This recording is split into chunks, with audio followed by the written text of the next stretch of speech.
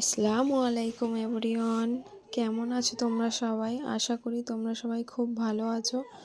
এটা আমার first vlog. আমি আজকে কাতলা মাছের কালিয়া করব। কাতলা মাছটা একটা প্লেটে রেখে দিয়েছি 5 পিস মতো।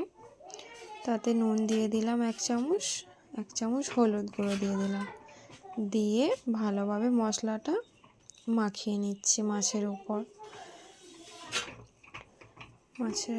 মাখিয়ে নিলাম। মশলাটা ভালোভাবে সব মাছের উপর ভালোভাবে মশলাটা মাখিয়ে নিতে হবে। নিলেই মাছটা ভালোভাবে রান্নাটাও হবে আর ভাজাটাও হবে। তারপর কড়াইয়ে তেল দিয়ে দিলাম গরম করতে। তেলটি গরম হয়ে যাওয়ার পর মাছগুলো একটার পর একটা দিয়ে দিচ্ছি, ভাজতে দিয়ে দিচ্ছি।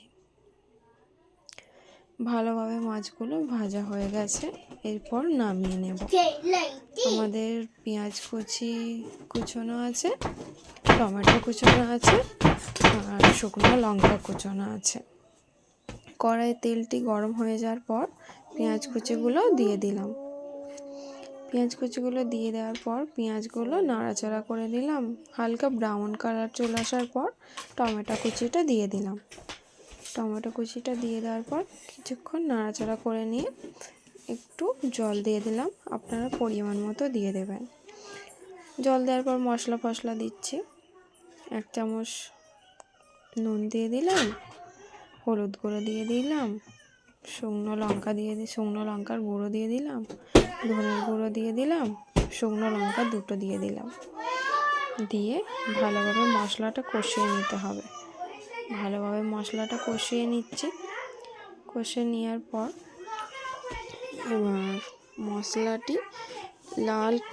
মশলাটি থেকে একটু তেল বেরিয়ে যখন আসবে ভালোভাবে নাড়াচাড়া করে নিতে হবে। এবার দেখুন মশলাটি থেকে তেল বেরিয়ে আসছে। তেল বেরিয়ে আসার পর মাছগুলো একটার পর একটা দিয়ে দেবেন। একটার পর একটা মাছ কড়াইয়ে মশলার উপর দিয়ে দিচ্ছি।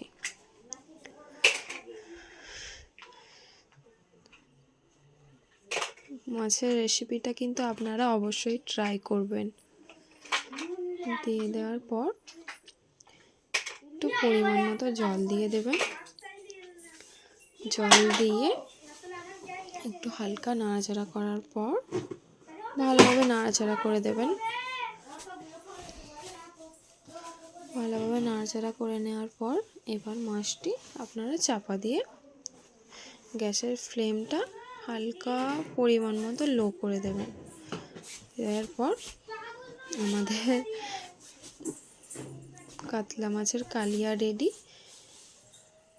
এটা আমাদের দুপুরের খাবার। কাতলা মাছের কালিয়া, ভাত, লেবু, লঙ্কা।